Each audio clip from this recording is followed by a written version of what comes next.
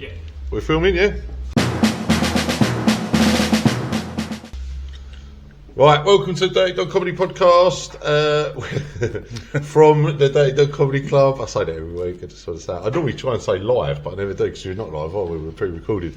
But I've got my first return guest, Alan Artek. Hello, Tel. How you going? Nice to see you, Tel. It's been a little while. Yeah, it's been a while. We ain't seen each other for a while, been on holiday. Where did you go? I went to Cyprus, but we went in Ayia Napa. Oh, okay. And what it was friends of ours, and it was their 20-year anniversary. So they do what's it called where you get remarried, just renew your vows. Oh, okay. So we done 10 days out there, and on the 10th day they done the ceremony and that. It was really good, lovely. There was 22 of us out there. It was really good though. You know, we all rented out quad bikes. And we was kind of like going from town to town, all in tandem and all that sort of thing. It was good. So you basically fucking terrorised the village that you were staying in for a couple of weeks. Not really. No, it was all families and stuff like that. So it wasn't really like that. And what was good, I've never been to Napa before, and I was anticipating it being full of like 16, 17-year-olds. But because it was the end of September, beginning of October, there was a lot of like 30, 40-year-old sort of people there still trying to relive their youth. You know, that sort of thing.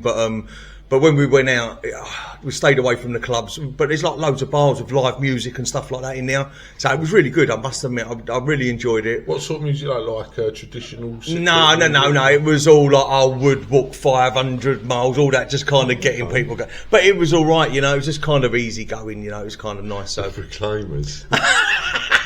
That's why I got my glasses. Why are you wearing that like a dustman? Because I washed my hair earlier, and I'm growing my hair. I'm going to get a top knot when I get older. Oh, you're not? I am. I had one about 3 years ago. I used to have long hair, and then we had it cut off. I'm eating mint, sorry. But yeah, I used to have long hair before, and then I cut it all off, and I miss it so much. So it's growing now. Crisis, isn't it? I am midlife girl. You got some front. You was wearing them clothes last week when you was with Alfie, weren't you? For anyone, I'm not wearing the same clothes. We've just done 2 filmings in one day. So no, I ain't having it. I should have brought a change of clothes. I should have brought it. You should have. You should have. In fairness, you do stink. Do you want a mint? No. Yeah, I got 2. No, that's all right.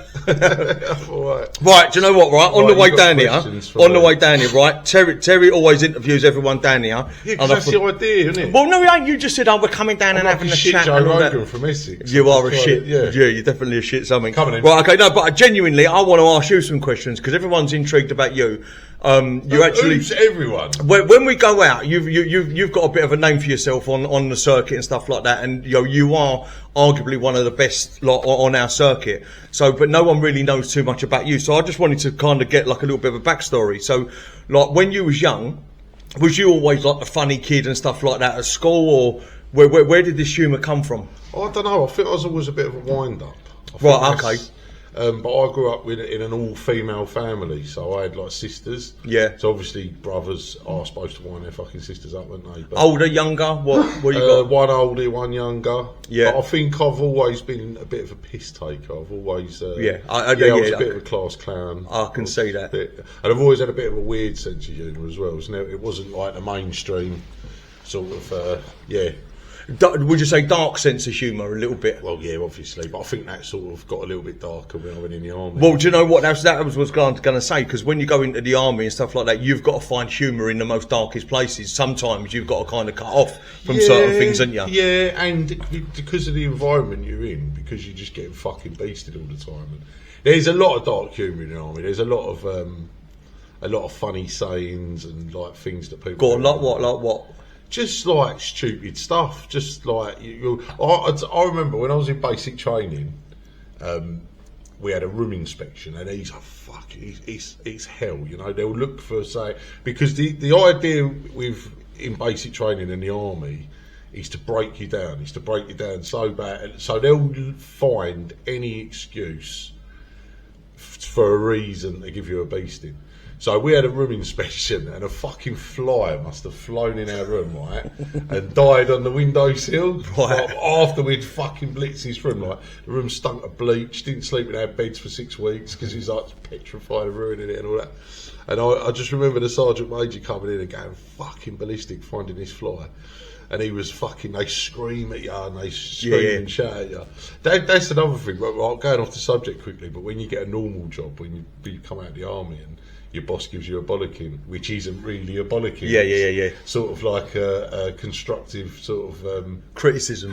Yeah, and it's like a bit of a talk down. But in the army, you'll have some guy screaming at you like it's personal. Do you know what I mean? Yeah. Like veins popping out of his head and spitting and everything. There was a program years ago, and I think it was about like just taking the film crew around like the cadets and how they was kind of treated exactly that, where you've got to turn your beds over, everything, tiny little creases and stuff like that. Stupid. But I suppose that they've got to make that they've got to transform you into a machine, haven't they? So you've got to get out of that mindset. Yeah. But anyway, this Sergeant Major come in, we had a room inspection and fucking, oh my fucking God, he's going, there's a fucking dead fly on the windowsill. And he basically, the thing was, you love this fly so much that it must be part of your squadron, so we're going to have a military funeral for it. So we all had to get changed into our fucking like number. Was you all laughing when he was doing this? Or you no, we were fucking crying. We were like, oh fuck's sake, what have we done this time? Do you know what I mean? And it was like we were going to have a military funeral for this fly.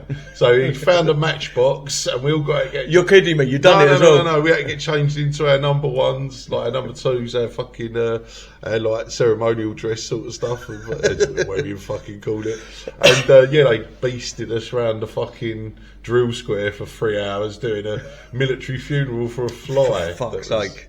Yeah, I've seen some horrendous things. I've seen someone foul. There's a thing called show parade. So if you anyone that's been in the army will know what show parade is, and if you're on parade or whatever and part of your uniform's not right, like there's a fucking pube on your button or fucking something like which you would find in the army. army. Or you fucking left a hair on your face or something like that, then you have to go show parade, and they normally do it'll be morning, afternoon and night.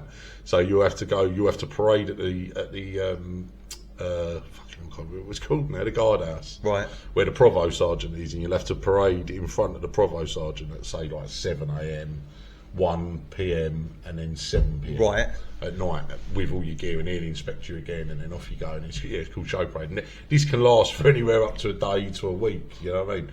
And I've seen someone foul a room inspection and have to carry their bed, their locker, and everything down to the guardhouse and parade with it every like 3 times. Fucking hell. Yeah, shit like that. I also did this thing called a changing parade, and if you fuck something up, then they'll just beast you. So what they'll do is they'll go, right, everyone in the block, and they'll want to see you in, like, because you have about 5 different kinds of dress, do you know what I mean? Probably more than that.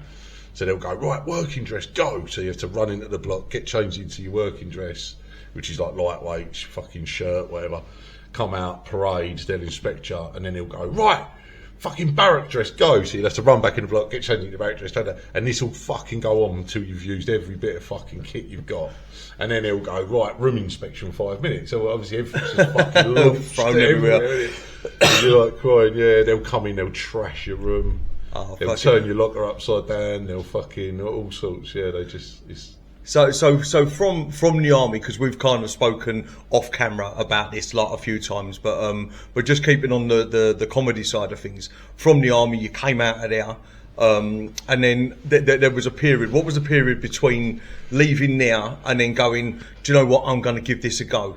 Because you said you've been a doorman, you've done lots of different things. I didn't get into comedy till my 40s. Right, and at what age did you leave the forces? Oh, I left the forces in my 20s. Oh, okay, I left quite early. I'd done 6 years and got out. Yeah, and then just had loads of jobs. Yeah, was a binman for a little while. Did you get the sack? That's great. Wheelie bins.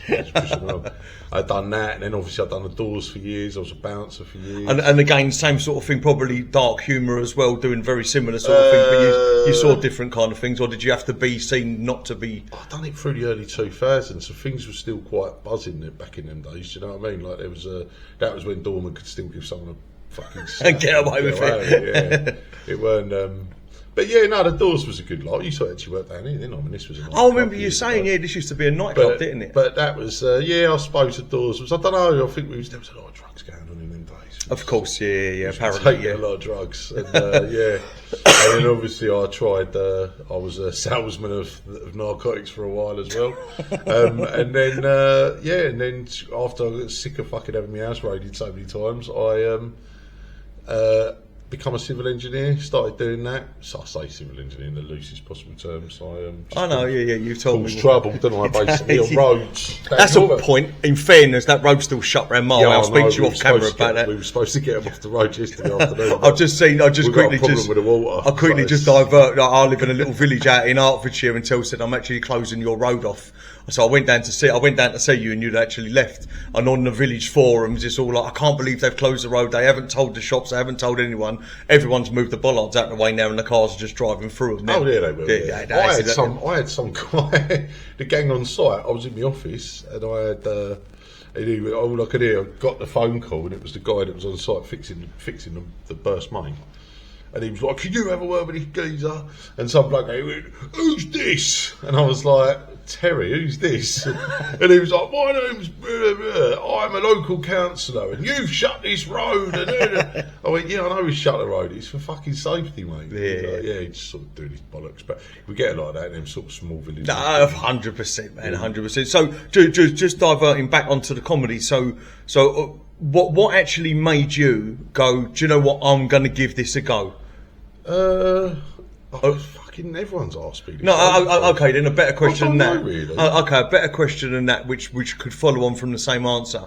What was your first ever time that you stood on your own? Because it is a very daunting thing to stand on your own with a microphone in your mouth, in your hand, going, "I'm going to give this a go." And what was your first gig? My first gig was at the Cav. Do you know the Cav? No, where's that? Comedy Virgins. It's in.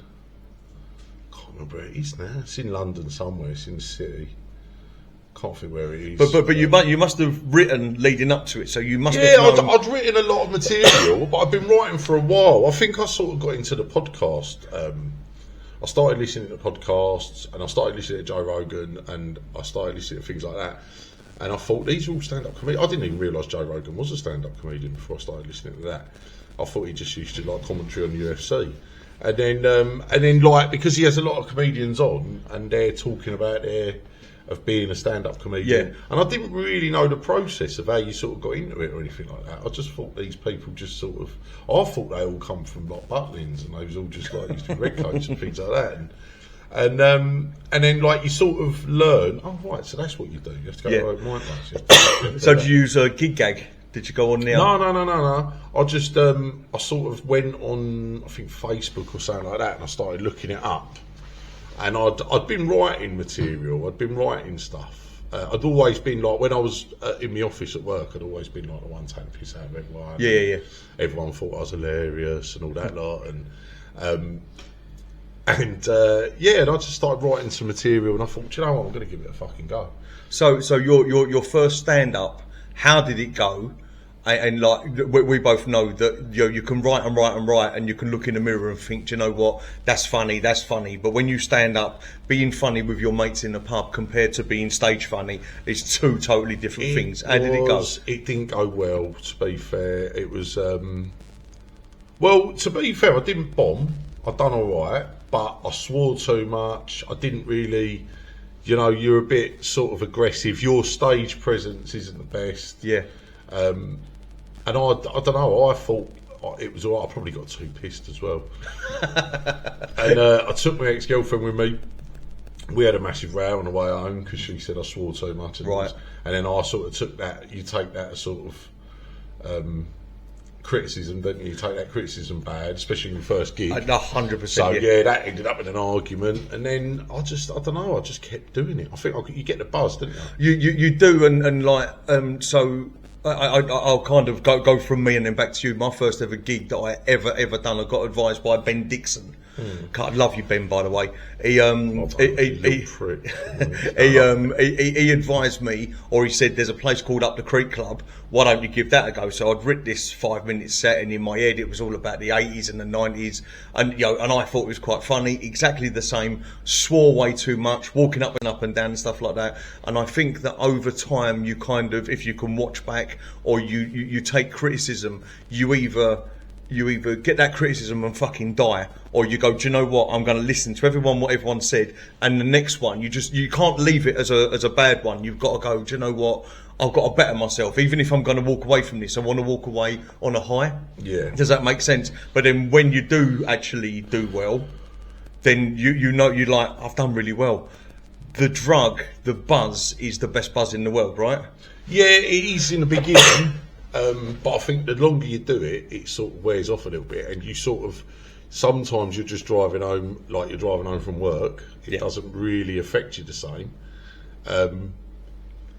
And it's hard to gauge sometimes as well, because some audiences, you can either, when you first start doing it and you bomb and you die on your ass, you know you're fucking done bad. Yes, yeah. But when you've got a little bit in the bag and you sort of know that you get the crowd go, you can make the crowd laugh, but you haven't really, you're not getting applause breaks and things like that, and you're not getting like people actually cracking up, but you do all right.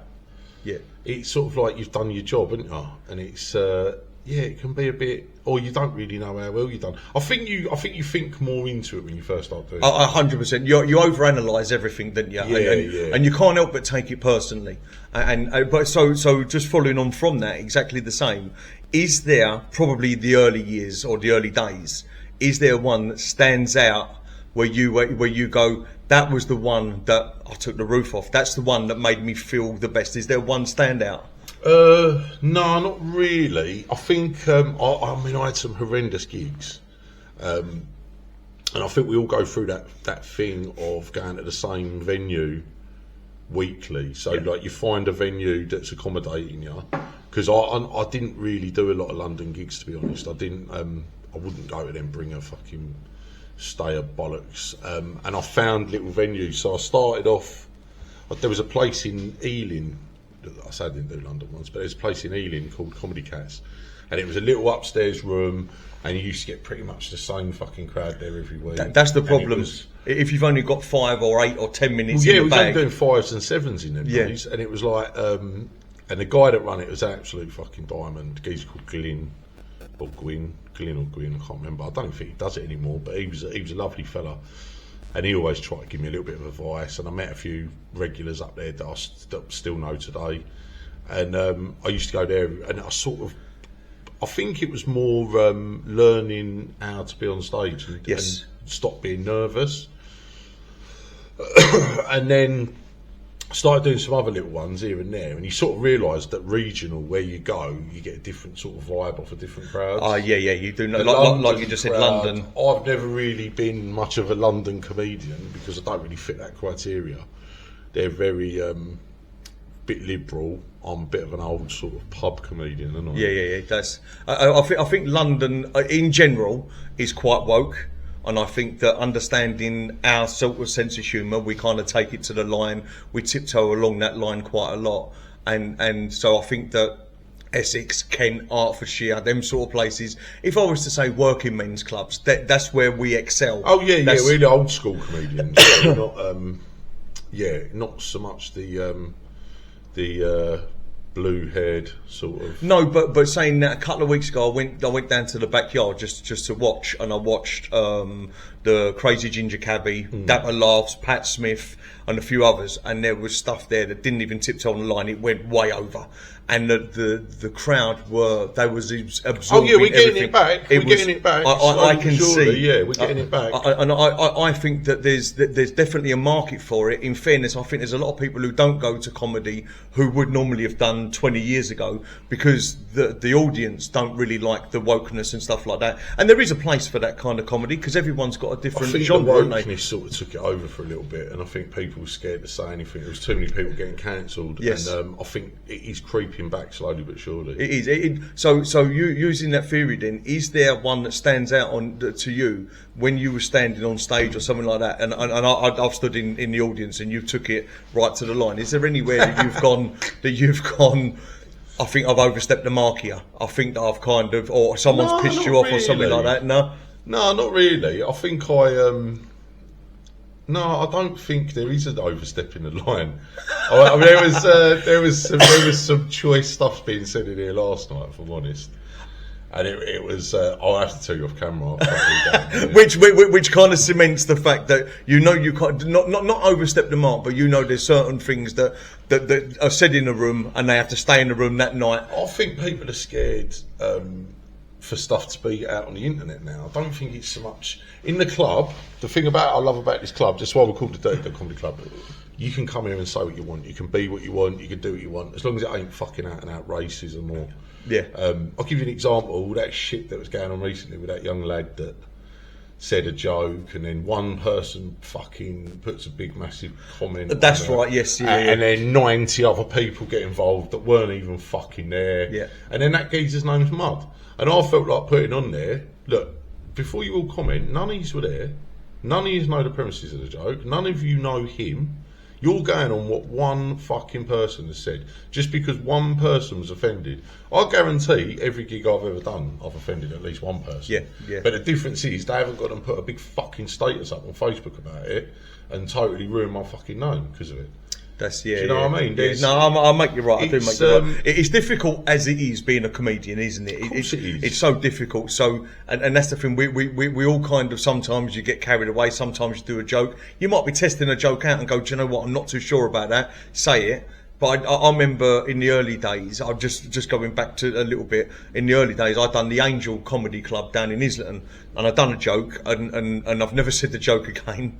But when I writ it and when I actually did it, I thought it was funny. And when I said it, it was at the end of my set. I had probably about 20 seconds left for this 5-minute set, and I thought in my head, I went, right, fuck it, I'm going to do it. It was shit or bust. So I said this joke, which I've never repeated again, and I've never told you it either. I said this joke, and 80% of the audience laughed.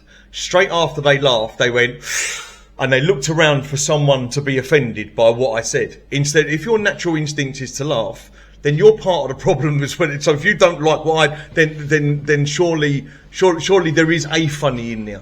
Maybe I could have worded it a little bit different, but like I said, I'll never say it again because now I analyse it, it was out of order.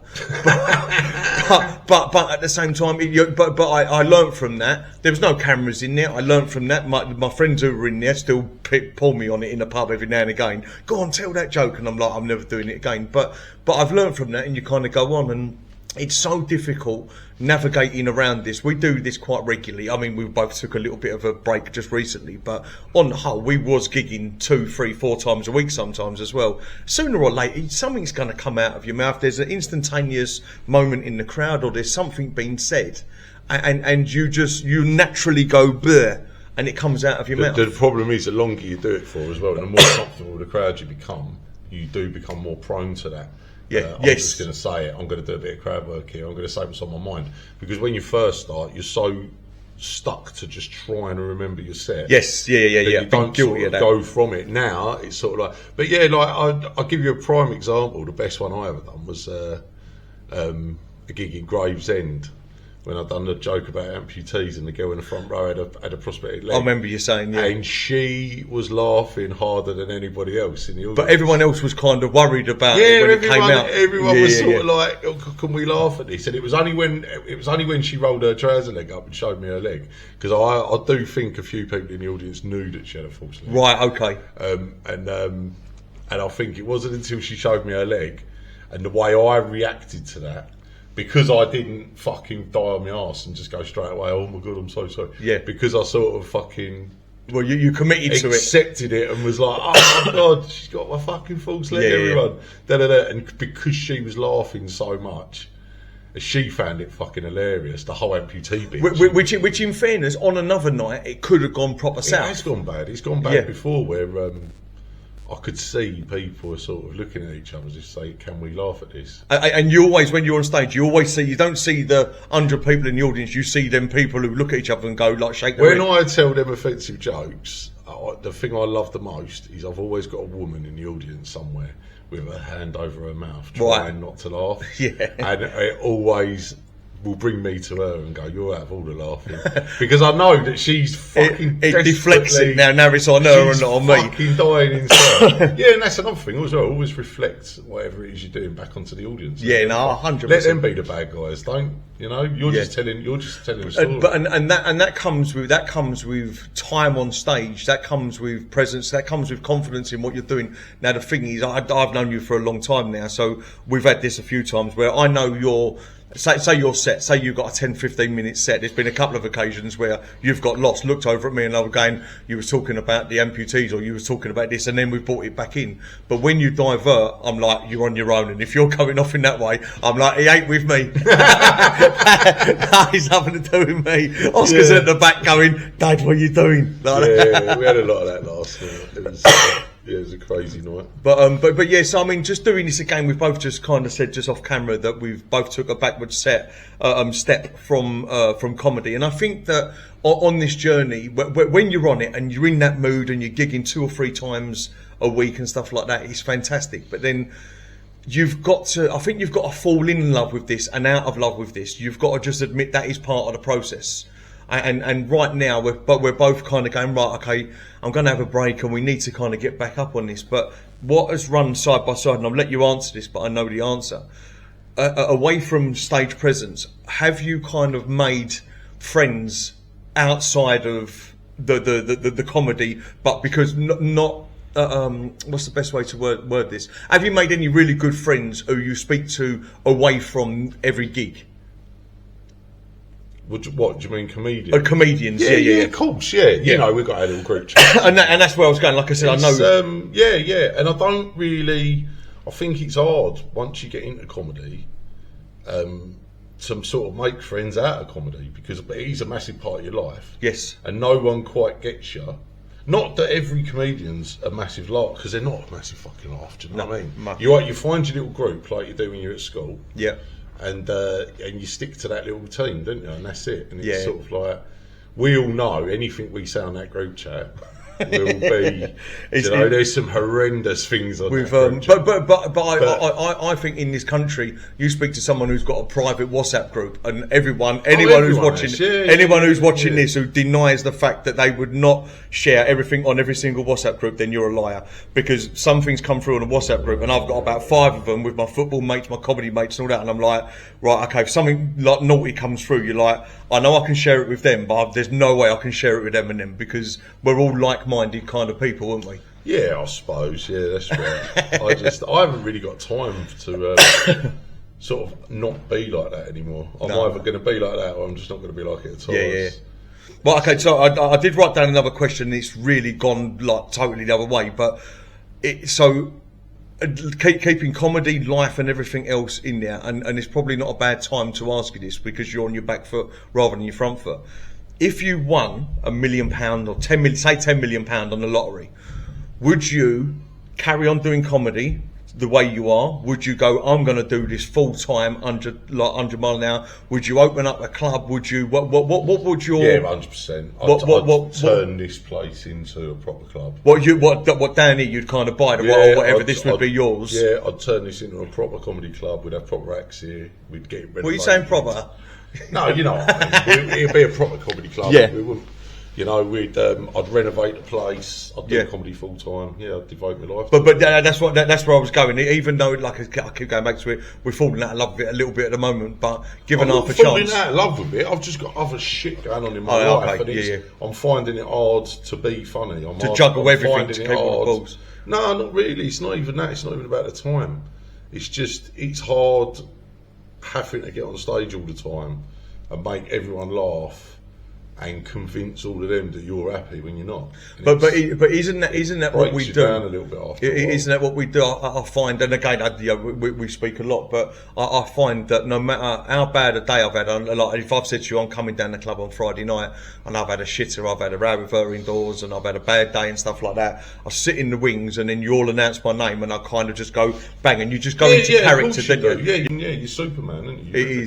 You rip the suit off and you walk on stage. But it only makes you happy for 20 minutes. Yes. And you've still got to get in that car and drive home again. Yeah. And that's the thing. And it's like, it's not just that, but it's the time leading up to getting on stage. You've got to motivate yourself to get home, get in that car. I don't tend to even. I mean, I've taken a big break from writing because I just haven't felt in the mood. I don't find anything funny at the minute. But as soon as I walk on stage, when I'm emceeing here and I'm up on stage for a couple of hours a night, I can just switch it on. Yeah. But I can switch it off again just as quick. But it's hard when I know I haven't got to do it. It's hard to motivate myself to get in the car, to drive there, because when I get on stage, I am on autopilot anyway. So it doesn't. It's not something. It's not like when I'm on stage, I'm not worrying about remembering this bit, remembering that bit, because I'm just going to autopilot anyway. So I it's sort of there. Do you think that that because you've got a set, and we've spoken that you're never doing 5 minutes, even 10 minutes ain't enough on stage. It's not worth travelling an hour or 2 hours just to do 5 or 10 minutes on stage. No, I'll just go there and take a piss. I'll just stay up there. So you flash the fucking light as much as you want, mate. I'm staying up. I've seen that before as well. I can see he's only doing 10 minutes when he's into 22 at the moment. But do you reckon that kind of, because you've got this set that's kind of it's your stable sort of thing, and then you divert off of it and that.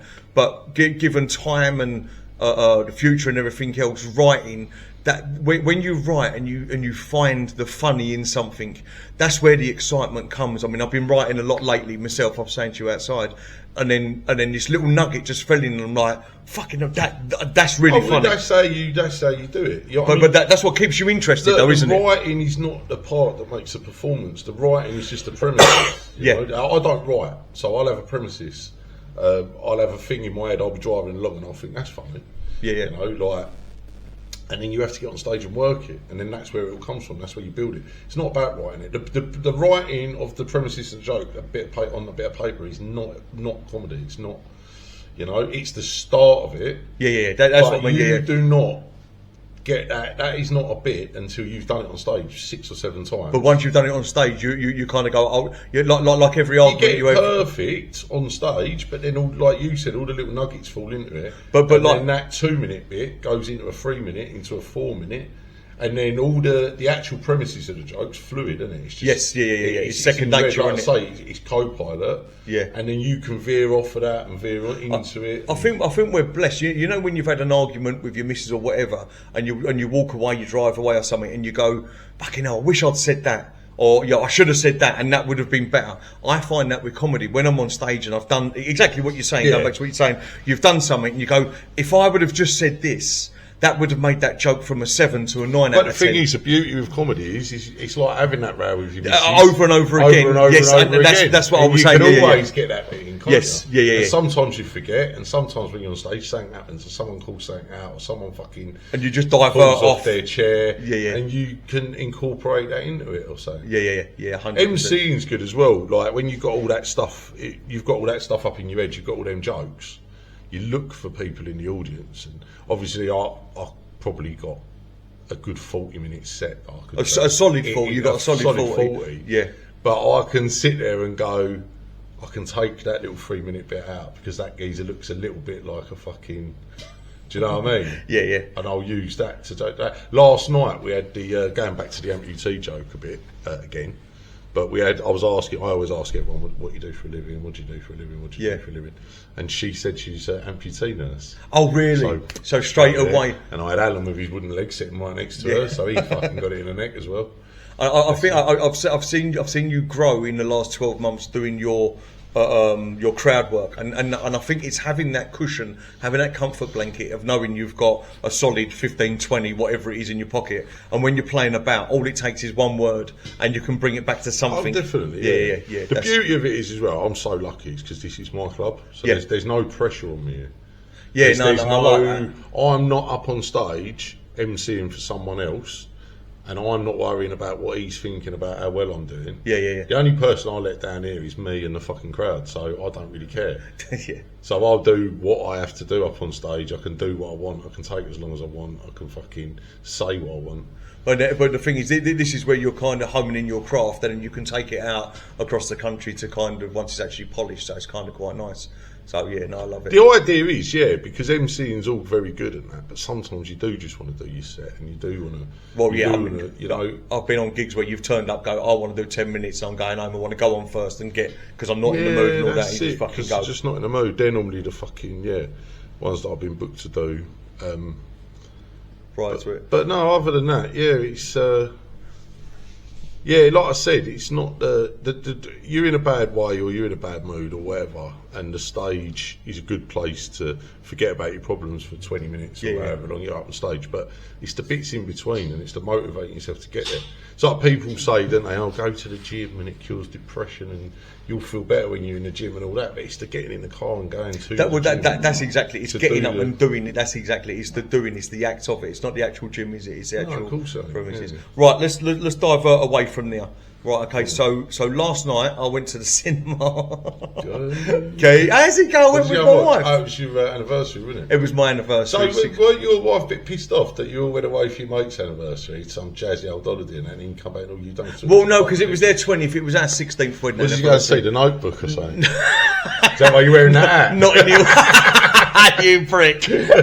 No, we went to see I Swear. So it came out last night, and anyone over the age of 40, which I know you well are, back in the day there was a guy called John from Scotland, and basically John... Oh, the fucking Tourette's guy. So I want to see that, actually. I remember the documentary, the first one. So, and this is what I was going to say. So the documentary on this guy, they followed him through school, and then later on picked up with him later on as a man and seen how he was navigating his way through life. So this movie is... It is one of the most powerful movies. Even now, I'm still touched by it. Did you cry? A little bit. No, do you know what? It was. I tell you what. I didn't cry, but I laughed out loud probably 5 or 6 times. And I'm not going to spoil it for anyone. He don't die at the end, but I'm not going to spoil it for anyone. But do you know what? There's proper laugh out loud moments. You know a great analysis. You know Ricky Gervais's Afterlife. In that half hour. You'll cry and you'll cry. It'll take you on that journey, and that's what this does with I Swear. And if you get a chance, go and see it. It's so powerful. I'll probably wait for it to come out on Netflix. Just get it on the stick. I've got no one to go to pictures with. For fuck's, I'm trying to divert you away from your misery, and I'm just how I'm talking. But yeah, so why doesn't no one love me? We love you, tell, but yeah, I'm not sucking it again. I'm not doing it. No, I wanted to see that. But Tourette's has got to be the funniest and worst disorder. And so what it done? It took you on a journey, seeing it from their side. So from an outside point, you're listening to this guy walking in like the library going chicken, and we're all laughing and stuff like that. But when you actually see it from his side, the bullying, the loneliness, his parents wouldn't have him sitting at the table. He had to sit in front of the fireplace because he was spitting his food, and so his loneliness never could get a girlfriend and stuff like that. And then he was getting beaten up because he'd kind of be in the shop and some girl was in there and he went, slag, sorry, I didn't mean it like that. He's Scottish as well. He was Scottish as well, so yeah. He had Tourette's in a Scottish accent. That's even worse. How's that worse? But most of them sound like they've got Tourette's anyway, don't they? Scottish people. Well, they do sound like most of them have got fucking Tourette's. But yeah, it's and it was so great to actually see it from his side. There was one part, and again, I'm trying not to spoil it without fucking telling you, but he got properly beaten up, and he was in hospital. He had the neck brace and all that. But he was in so much pain, but his tics kept going, so like the pain, and obviously, he couldn't do it, and you're kind of seeing it from his side, and you're like, oh my god, I never ever saw it from that side. That's a bit bastard going to the dentist and stuff like that. That's an eye test. Not that side. Fucking pulled the wrong sofa out. But yeah, it's just, and so you don't kind of, until you actually allow yourself to get in that world. Just day to day, getting dressed, going out and stuff like that it was fucking powerful. So definitely go and watch it. I just remember that girl on what was the dating program, The Undateables, the black girl, and she kept saying Thundercats. I never saw it. I never saw it. Thundercats, fishy fannies, and all that. She just kept saying she was lesbian. I'm not even. Do you know what? Too many jokes in my head. Too many jokes in my head. When you go home. But yeah. So I mean, again, guys, is there any movies that you've seen? No, I ain't even asking you because it will be Notting Hill sitting there with your ice cream crying into fucking a blanket. Bridget Jones sitting in my big knickers and my dressing gown, eating a fucking tub of Haagen-Dazs, crying. No, I don't. Do you know, I've got a very short attention span, so. Yeah, I get that. Yeah, I do get that. Films are sometimes a bit much for me, and I think where my mind's going over all the time as well at the minute, it's a bit. Do you reckon you sit there and it's on, but you're not actually watching it? You're kind of overthinking other things that are. Yeah, and then I end up missing half of it, and I used to watch films and then fall asleep halfway through. Yeah. Well, we went to Everyman Theatre in Chelmsford, and they've got the big sofas and all that, and it's the first time I've ever been there and not fallen asleep, because like you sit in the sofa and you find yourself just doing that. I remember going to the one in Lakeside, but it's with me and his girlfriend, so it makes me feel really sad. But I remember. And they had like recliners and all that there. Oh right, yeah. Wicked, yeah. What a cinema experience. Because I'm very tall, so sitting on them fucking horrible little chairs. Yeah. It's so uncomfortable. Yeah. I'll tell you a funny story actually. We went to see, I took Oscar when he was little, because he's mad on Jurassic Park. Oh yeah? When he was little. And he's nodding, yeah. He was mad on Jurassic Park, and we went to go and see the new Jurassic Park, and he must have only been about 6 or 7. I think he was about 6 or 7. But he was a proper he was one of them kids that just cry over anything, you know. Right. And he's a bit of a little bitch, to be honest, right? And he was scared of everything. Wouldn't go downstairs on his own. Right. And we went to got our food and all that. Went to the cinema, and the woman went, "Oh yeah, stage 2, it's through there." And we went and sat down. And the lights go down, don't they? And they show you the video piracy. I don't know who fucking does that these days. Oh, what, just sitting there with like video in it or something like that? No. What do you mean, the video piracy? You know the adverts that come on before the cinema? There's always that, you wouldn't steal a car, would you? You wouldn't steal video piracy. Yeah. Like someone sitting there with a fucking camera filming the old film. But anyway, and it was all that, and then all of a sudden this fucking advert for an horror film come on. And he was like, "Oh, I'm scared." I was like, "Oh, shut up, fucking film building, isn't it?" And then another fucking horror film advert come on. Right. He was like, "Oh, I'm fucking scared." And at his point, he's like fucking sweating and shaking and fucking all sorts. And some woman come in and she went, "Are you, do you know this is an horror film?" Didn't you? So I went, I thought it was fucking Jurassic Park, fucking Lost World or something. What was it? It was Jurassic Park. No, she showed us in the wrong fucking Oh, no. And I think it was like Amityville horror or something. And yeah, I'm sure all these adverts are coming, because obviously the adverts say show. Obviously the adverts say show. And I suppose if they're 18, it's an 18. Yeah. So I'm like, fucking hell, and he's shit petrified, yeah. Sorry about that. Slept in my bed till he was 15 after that. Till he was 15. He's only 14 now. He's still in there now. No, I'm only joking. Oh, lovely. So, is there anything you want to ask me? Because I did want to kind of ask you. I mean, I know we're kind of. I thought we were just going to have a chat. I asked you loads of questions last time. I asked you about your holiday. Yeah. That seemed pretty boring, apart from the quad bikes. Anyone fall off? No one fell off, but I fell off the wagon. So I was 13 months sober. I've been 13 months sober, done really well, and I think I'm a really good drunk. But turns out I'm a pain in the arse. But yeah, so we went out there, and the first night I had a couple of mojitos, because they're a man's drink. I had a couple of mojitos and that, and I thought, you know what, that ain't too bad. I've done a couple of drinks. I've done that for a couple of nights. I thought, you know what, I can handle my drink, no problem. Then day 4 and 5, I didn't drink. Then we went out for the stag party sort of thing. Went now. And you've done all that again? We've done that. Yeah, we've done that. But just this thing that's in me, when you're allowed to kind of let your hair down, and I'm just greedy. The thing is, I'm not an alcoholic, but I've got an addictive personality. So if I'm drinking, and so we end up having like 2 mojitos before we even met the boys. Then end up having a couple of beers. Then we end up having a fish bowl. Sounds like you should have gone to the M party. But it was just daiquiri. It was just it was really good. It was really good. And do you know what? There was so with the bride, her cousin Brad. He's openly gay, so Brad's fine. He's happy for me to say it. Every single night or every morning we're down on the beach, and Brad will come back and he's telling stories before and all that. So we weren't allowed in that shop on the way back. I just want to pay now. I like the way that you use he's opening gay, so like his dad's watching this. No. Fucking Brad's gay. You little bastard. But he was absolutely brilliant. He kind of be with us, then he'd go out and do whatever he'd done, and then like the next morning it was like, where was you last night? And because with them it's like at the push of a button, kind of all these. And I suppose it's the same for single men as well.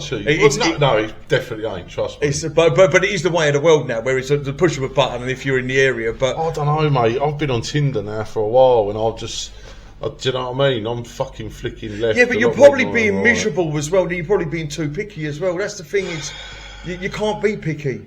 It's hard to be fucking not picky, mate. I ain't going out of ever trot. Yeah, but that's you're- all I keep getting. He's coming up. It's like I'm looking, I'm flicking, and I'm Yeah, going, but you're not really, going to marry him, am I are you? that bad? If you go in there for a shag, The only ones that message me back, and I'm going, oh, why that fucking the only one that ugly? messages me back. Why that terrible?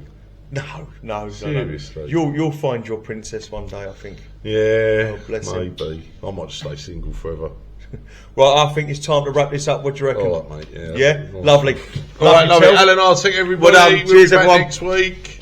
I remember when I was in basic training.